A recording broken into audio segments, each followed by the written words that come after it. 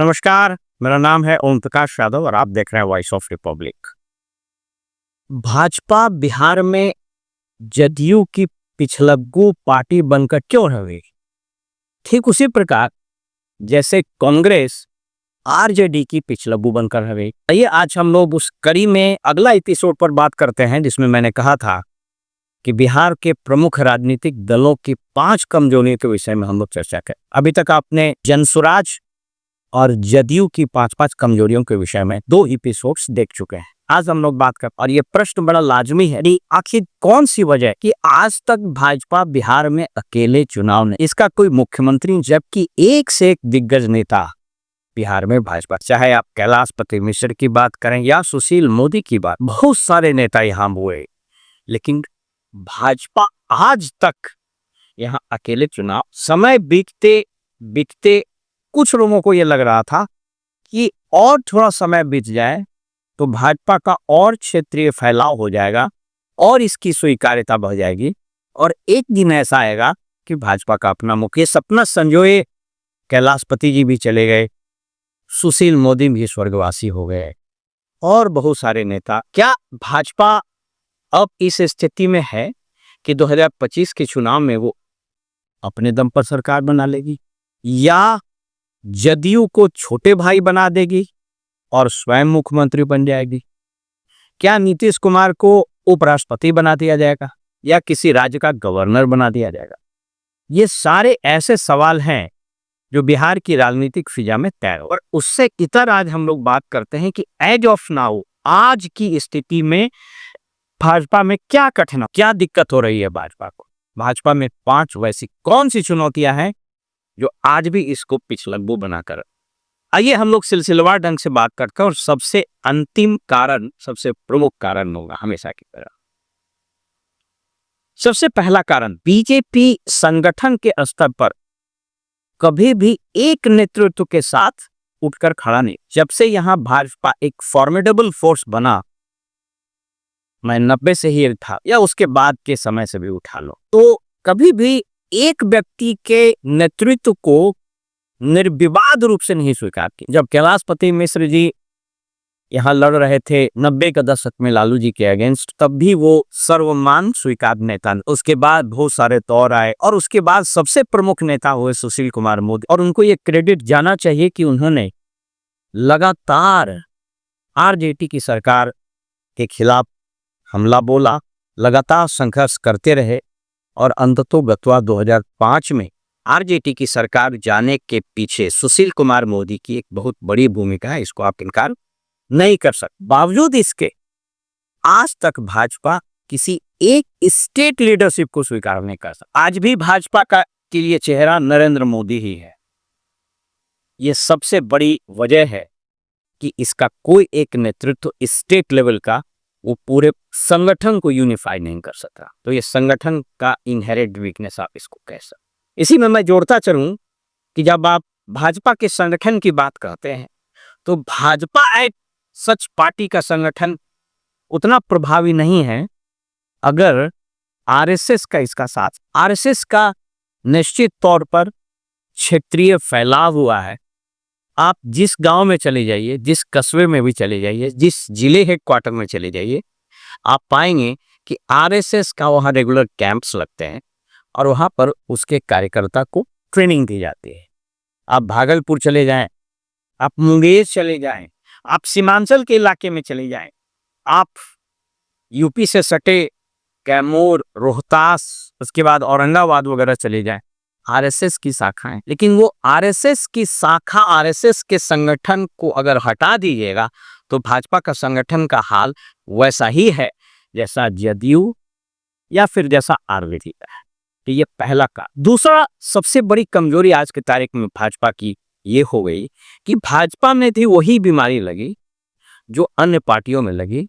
जी हाँ, हम बात कर रहे हैं बाहरी लोगों को लाकर और उसको नेतृत्व देने या फिर उसको एक मजबूत और एक इम्पोर्टेंट दायित्व देने।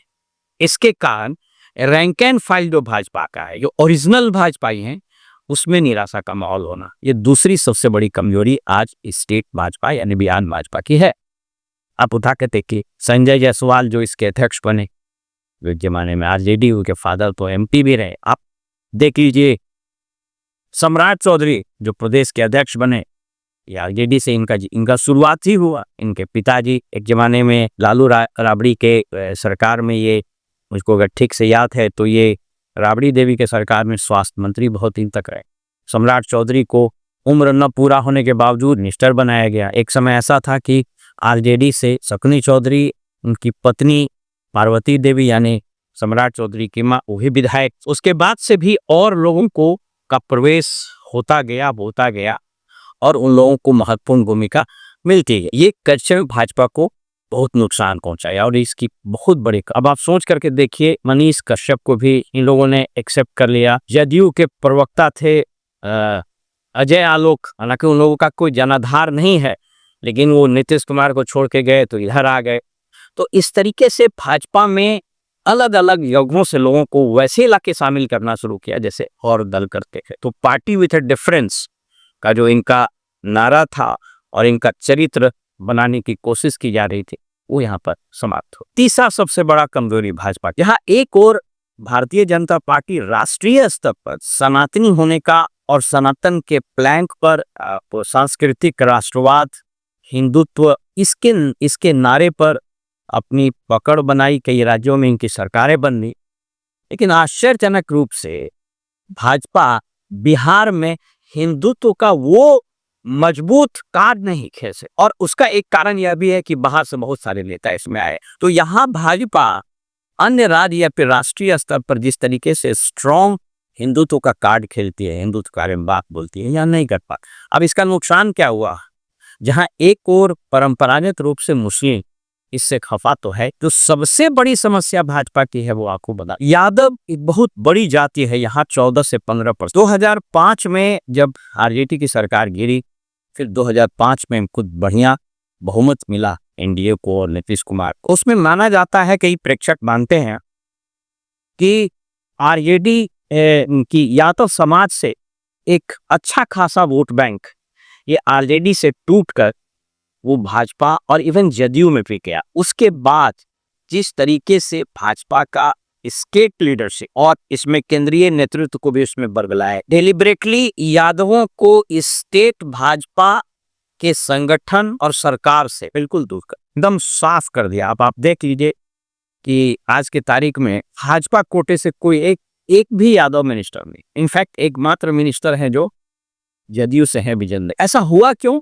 ऐसा क्या कारण हुआ कि जब 2005 और 10 में करीब 10 से 15% के आसपास यादवों ने वोट दिया था, तो फिर भाजपा यादवों से दूरी क्यों? मैं तीसरे कारण की बात कर रहा हूं जो आज भी विद्यमान है और स्ट्रांग हुआ। ये कि जब धीरे धीरे फिर रामकृपाल जी आए, नित्यानंद राय को प्रदेश अध्यक्ष बनाया, तो केंद्रीय नेतृत्व ने प्रयास करना शुरू किया। मेरी कई केंद्रीय नेताओं से भी संबंध, हमसे उन्होंने इस संबंध में राय, तो मैंने पूरा स्टैटिस्टिक्स उनको बताया था कि गवर्नेंस में डिस्ट्रिक्ट कलेक्टर, एसडीएम, एसपी वगैरह, मैं एक बहुत बड़े नेता से मेरी बात हुई, तो उनका नाम लेना उचित नहीं होगा, तो उसको मैंने बताया था।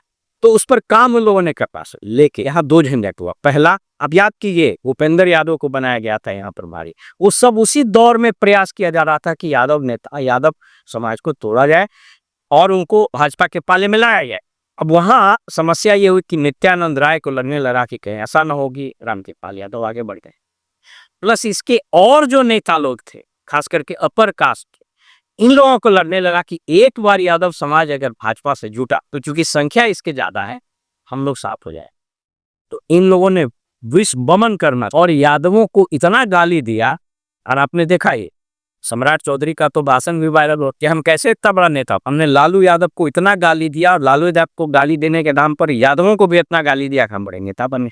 तो एक परसेप्शन चला गया भाजपा रैंक एंड फाइल में कि यादवों को गाली दो, लालू यादव के परिवार को गाली दो। आप विजय सिन्हा के सारे बयान सुन लिए, आप लखीसराय, बड़हिया, सूरजगढ़ा, वो सारा जो इलाका है, हलसी, रामगढ़ चौक, वो सारे जो इलाके हैं उधर आप जाए नहीं, तो विजय सिन्हा के बारे में यही परसेप्शन है कि ये यादव इन पर्टिकुलर के बिल्कुल अगेंस्ट है और कभी भी उसके बारे में अच्छा नहीं सोचता। ये आम लोगों की समझ है। वह आप किसी से भी बात करिए, चाहे उसको राजनीति समझ में आती हो या नहीं आती, चाहे वो मुखिया हो, चाहे सरपंच हो, चाहे और कोई आदमी।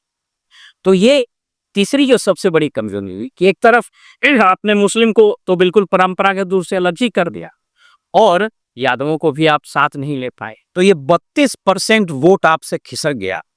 तो अब आप चाह करके भी रिक्वायर्ड नंबर ऑफ सीट्स नहीं ला पा रहे। ये तीसरी सबसे बड़ी कारण। चौथा कारण, इस स्टेट लेवल पर first and second line of leadership का खनपोरा। बाकी दलों में फर्स्ट लाइन ऑफ लीडरशिप बहुत स्ट्रॉन्ग, जदयू का first line of leadership Nitish Kumar, RJD का first line of leadership Tejashwi, unparalleled कोई उसका कंपटीशन नहीं, यूनिवर्सली एक्सेप्टेड है उस पार्टी। लेकिन भाजपा में न तो कोई फर्स्ट लाइन लीडरशिप है, न कोई सेकेंड लाइन लीडरशिप। सम्राट चौधरी कभी विजय सिन्हा को एक्सेप्ट नहीं करेगी, विजय सिन्हा कभी सम्राट चौधरी। अभी के जो प्रदेश अध्यक्ष हैं दिलीप जायसवाल, उनकी कोई स्वीकार्यता नहीं, और बेसिकली वो पेशे से व्यापारी हैं। और ऐसे ऐसे यहाँ प्रदेश अध्यक्ष बने जिनको गांव में कोई जानता नहीं। तो गोपाल नारायण सिंह, उस दौर में हम लोग पूछते तो बताइए कौन गोपाल नारायण सिंह के भाई। संजय जायसवाल भी जब प्रदेश अध्यक्ष बने तो लोग जानता ही नहीं। तो यहाँ पर न तो कोई स्टेट लेवल पर न तो फर्स्ट लाइन लीडरशिप है और सेकेंड लाइन लीडरशिप तो है ही नहीं। ये चौथा सबसे महत्वपूर्ण कार्य है, और उसका परिणाम ये होता है, मतलब मैं इसी को थोड़ा सा और एक्सटेंड, इसमें एक और चीज मैं जोड़ दे रहा। आप इनके प्रदेश स्तर के प्रवक्ताओं को जरा, अरे भाजपा एक ऐसी पार्टी है जिसका मीडिया सेल माना जाता है बहुत स्ट्रॉन्ग। सेंट्रल लेवल पर, केंद्रीय स्तर पर भाजपाइयों के एक शानदार प्रवक्ताओं को, सुधांशु त्रिवेदी को, या इवन संबित पात्रा को, या फिर और बहुत सारे लोग हैं, उनके सारे प्रवक्ता बहुत शानदार बोलते हैं। आप उनसे सहमत हो ना हो, लेकिन वो अपनी बात को बड़े आर्टिकुलेट तरीके से, convincingly, with facts and figures and logic वो लोग रखते हैं। मॉडर्न मैनेजमेंट के लेवल पर मेरी कुछ भाजपा के प्रवक्ताओं से बात होती है दिल्ली में, उन लोगों को बताया गया है कि अमुक प्रवक्ता अमुक टीवी चैनल के लिए है, तो उसका काम उस टीवी चैनल पर उसकी बात रख। लेकिन यहाँ पर पता है कि भाजपा को भी भाजपा का आरजेडी करण हो गया या भाजपा का जदयू करण, जैसे इन लोगों में कोई व्यवस्था नहीं है, वैसे स्टेट बीजेपी का जो प्रवक्ता का टीम है वो इतना कमजोर है कि कुछ समझ में ही नहीं उसको आता है कि क्या बोलना है क्या नहीं बोलना, जिसको जो मन में आता है वो। तो ये चौथी सबसे बड़ी कमजोरी। और अंतिम जो सबसे बड़ा कारण है भाजपा के खत्म होने का, भाजपा की जो सबसे बड़ी कमजोरी है वो ये, जब कभी भी भाजपा को मंत्री परिषद में शामिल होने का मौका मिला, इनके जितने मंत्री, उन लोगों ने भ्रष्टाचार के ऐसे ऐसे कारनामे किए, मैंने फेस से भी मुश्किल हो गया। अब आप सोच करके देख, आप यो याद होगा, ये पहली घटना थी जब राम सूरत राय भाजपा के राजस्व एवं भूमि सुधार विभाग के मंत्री थे।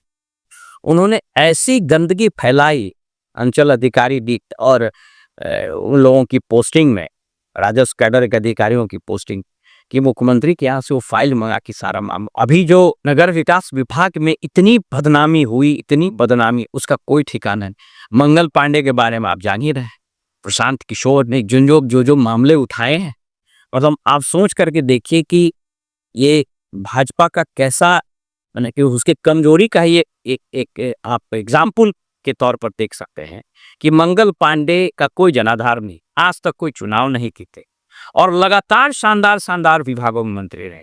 स्वास्थ्य विभाग को लगता उनके नाम से रजिस्ट्री, सड़क भी बने, रोड में रहे, कृषि में रहे। और इतनी बदनामी है, आप स्वास्थ्य विभाग के एंट्रेंस से जैसे घुसिएगा आपको उस विभाग के कदाचार और भ्रष्टाचार की बदबू आपको। तो ये भाजपा के को जब सरकार में आने का मौका लगा तो they are all thoroughly non performers, ये लोग परफॉर्म नहीं कर। जबकि आमतौर पर राष्ट्रीय स्तर पर देखा जाता था कि भाजपा के लिए यूएसपी है कि उसके मिनिस्टर्स परफॉर्म कर रहे हैं। जैसे केंद्र में नीतीश, नरेंद्र मोदी बिल्कुल स्ट्रांगली सबको सबका टास्क देते हैं और सबका रिव्यू पीएम मोहम्मद। ऐसी यहाँ कोई व्यवस्था नहीं, क्योंकि यहाँ जो मुख्यमंत्री बना हुआ है दोनों, एक तो आपस में दोनों लड़के था। आपने देखा ही कि यहाँ के भाजपा के एक उप मुख्यमंत्री की क्या औकात, सदन में नंद किशोर यादव उसको डांट के बैठाना पड़ा, इतने ही लोग इंडिसिप्लिन। भाजपा के जो दूसरे उप मुख्यमंत्री हैं, उन्होंने जिस तरीके से तेजस्वी को कहा कि तुम्हारा बाप चोर है, क्रिमिनल है,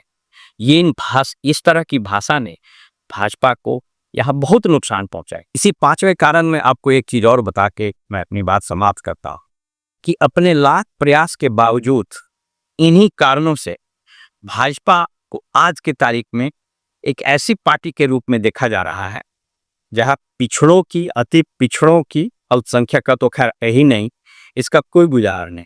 और ये मान लिया गया है कि भाजपा में एक सिंडिकेट है स्टेट लेवल लीडरशिप और स्टेट पार्टी संगठन एज सच में, जिसमें दूसरा कोई प्रवेश नहीं कर सकता।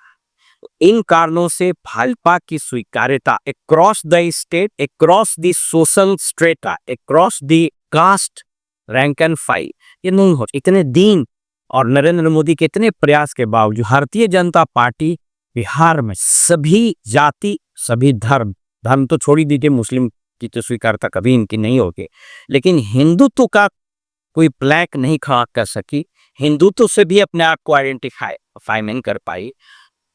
और यह सभी कास्ट में भी, स्पेशली बैकवर्ड्स और अति पिछड़ों दलितों में तो बिल्कुल नहीं, तो इनकी कोई स्वीकार्यता नहीं है। आप जब भी इन वर्गों से बात कीजिएगा, चाहे ओबीसी हो, चाहे ईबीसी हो, चाहे दलित हो, तो भाजपा के बारे में उनका परसेप्शन है कि यह कुछ खास जाति की पार्टी है और कुछ खास जाति के। जब तक इन पांचों कारणों पर भाजपा का केंद्रीय नेतृत्व बहुत ही स्ट्रांगली एक्ट नहीं, इसकी कंप्लीट ओवरहॉलिंग नहीं करेगा, और जब तक भाजपा यादव का एक बहुत बड़ा वोट नहीं ले, तब तक यह इस राज्य में इंडिपेंडेंट रूप से सरकार बना लेगा, इसकी संभावना लगभग न रहने।